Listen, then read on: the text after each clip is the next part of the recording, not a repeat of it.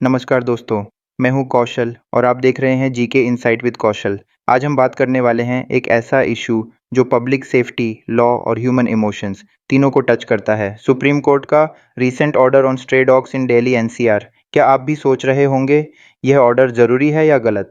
चलिए इस पूरे मसले को स्टेप बाय स्टेप समझते हैं। फैक्ट्स से लेकर laws, ground realities, conflicting views और अंतिम में मेरा पर्सनल ओपिनियन भी दूंगा।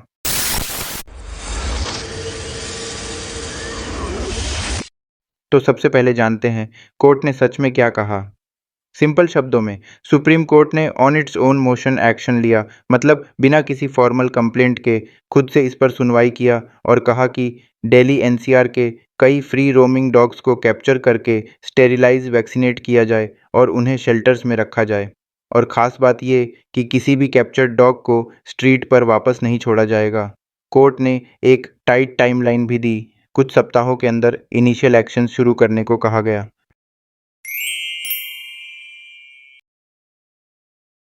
अब जानते हैं कोर्ट ने इतनी कड़ी एक्शन क्यों लिया, क्या रियल थ्रेट था। कोर्ट का कहना है कि उनका मेन कंसर्न पब्लिक सेफ्टी था, विशेषकर बच्चों की सेफ्टी। कोर्ट ने बताया कि dog bites, suspected rabies incidents और पब्लिक फियर बढ़ रहे हैं और कहा कि no sentiment should be involved when infants और यंग चिल्ड्रन की सेफ्टी रिस्क में है, इसलिए उन्होंने शॉर्ट टर्म प्रोटेक्टिव मेजर्स मांगे।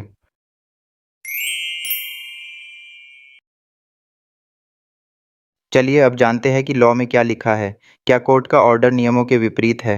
हाँ, यहाँ कॉन्फ्लिक्ट दिखता है। इंडिया में prevention of cruelty to animals act 1960 और animal birth control dogs rules 2023 ABC rules की मान्यता है कि स्ट्रे डॉग्स पर catch neuter vaccinate release CNVR model अपनाया जाए, यानी स्टेरिलाइज और वैक्सीनेट करने के बाद उन्हें उनकी ओरिजिनल लोकेलिटी में वापस छोड़ा जाना चाहिए। एबीसी रूल्स परमानेंट रिलोकेशन को आमतौर पर अनुमति नहीं देते, इसलिए कई एनिमल वेलफेयर लॉयर्स ने कहा कि एससी का no release stance ABC rules से टकराव में है।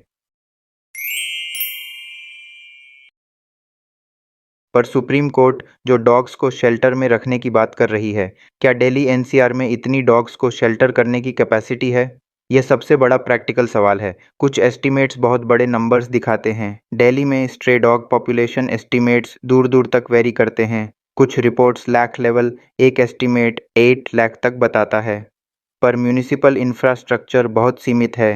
गवर्नमेंट शेल्टर्स बहुत कम हैं, जिनकी होल्डिंग कैपेसिटी कुछ हज़ार तक ही होती है और एनजीओज़ पर बहुत लोड है। एक छोटी सी फैसिलिटी सिर्फ हंड्रेड्स ऑफ डॉग्स हैंडल कर सकती है।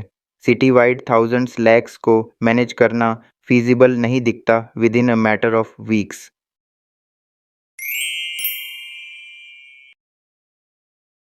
अब बात करते हैं, क्या डॉग्स को हटाने से रेबीज और किल्स कम होंगे? Here's the scientific logic. Long term population control के लिए ग्लोबल एविडेंस कहता है कि high coverage sterilisation 70-80% plus mass dog vaccination सबसे इफ़ेक्टिव तरीका है।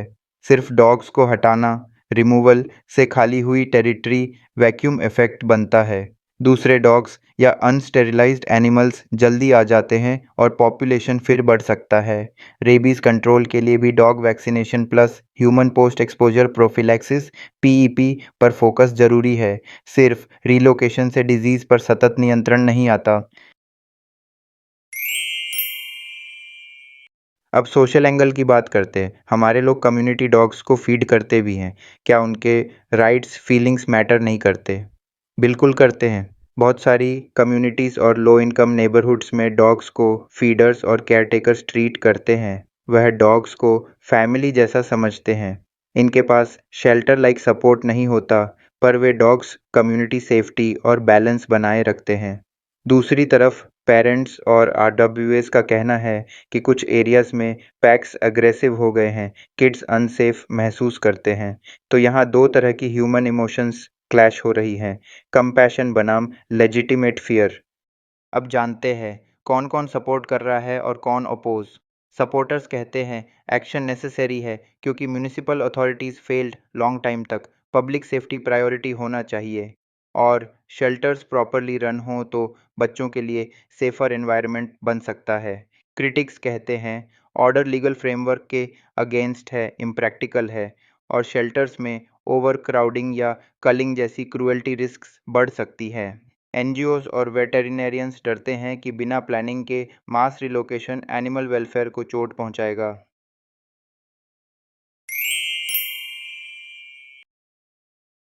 मेरी राय क्लियर है, पब्लिक सेफ्टी नॉन नेगोशिएबल है। अगर कोई एरिया रिपीटेडली डेंजरस साबित हो रहा है, वहाँ इमीडिएट एक्शन लेना चाहिए, लेकिन परमानेंट मास रिमूवल सिटी वाइड डिफ़ॉल्ट नहीं होना चाहिए, क्योंकि वह लॉ एबीसी रूल्स की स्पिरिट के विरुद्ध है और लॉन्ग टर्म साइंटिफिक एविडेंस से भी मिसमैच करता है। इसलिए targeted temporary shelters plus rapid CNVR scale up plus systemic fixes, waste management, pet abandonment law enforcement एक प्रैग्मैटिक और ह्यूमेन वे है। मुझे लगता है कि इस पूरे मामले में सबसे बड़ा चैलेंज है बैलेंस बनाना ह्यूमन सेफ्टी और डॉग्स के राइट्स के बीच। एक तरफ ये सच है कि हाल के सालों में डॉग बाइट केसेस लगातार बढ़ रहे हैं और ये पब्लिक हेल्थ के लिए एक सीरियस कंसर्न है, लेकिन दूसरी तरफ ये भी उतना ही ज़रूरी है कि हम समझें कि हर जीव का अपना राइट टू लिव होता है। जब हम इंसान अपने लिए डिग्निटी और कंपैशन एक्सपेक्ट करते हैं, तो वही कंपैशन हमें एनिमल्स के लिए भी दिखाना चाहिए। अगर गहराई से सोचें तो स्ट्रे डॉग्स खुद अपनी इच्छा से सड़कों पर नहीं आए। ये प्रॉब्लम बनी है अर्बनाइजेशन, गार्बेज मिसमैनेजमेंट और इरेस्पॉन्सिबल पेट ओनरशिप की वजह से। यानी असली जिम्मेदारी हमारी है, न कि उन इनोसेंट एनिमल्स की। ऐसे में उन्हें मारना या उनके साथ क्रूअल्टी करना किसी भी तरह से सॉल्यूशन नहीं हो सकता, बल्कि ये हमारी ह्यूमैनिटी के खिलाफ होगा। इसलिए मेरा मानना है कि असली समाधान एक मिडिल पाथ है, ऐसा रास्ता जहां लोगों की सेफ्टी भी बनी रहे और एनिमल्स के साथ ह्यूमन ट्रीटमेंट भी हो। इसके लिए ज़रूरी है कि सरकार और सोसाइटी मिलकर काम करें, जैसे कि proper vaccination, sterilisation under ABC programme और फीडिंग जोन्स का डेवलपमेंट। इस तरह हम अपने शहरों को सुरक्षित भी बना सकते हैं और साथ ही कंपैशनेट भी।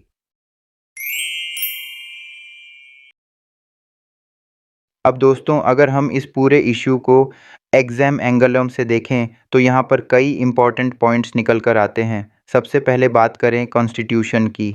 आर्टिकल 21 कहता है कि हर सिटीज़न को right to life and personal liberty है। इसका मतलब ये हुआ कि अगर स्ट्रे डॉग्स के कारण लोगों की ज़िंदगी खतरे में है, तो सरकार की जिम्मेदारी है कि वो लोगों की सेफ्टी सुनिश्चित करे। यानी पब्लिक हेल्थ और सेफ्टी भी एक फंडामेंटल राइट है। लेकिन कॉन्स्टिट्यूशन यहीं ख़त्म नहीं होता। आर्टिकल 51A(g) क्लियरली बोलता है कि हर इंडियन सिटीज़न की ये फंडामेंटल ड्यूटी है कि वो एनवायरनमेंट और लिविंग क्रीचर्स के साथ कंपैशन दिखाए। यानी जानवरों के साथ क्रूएल्टी ना हो, ये भी उतना ही इम्पॉर्टेंट है।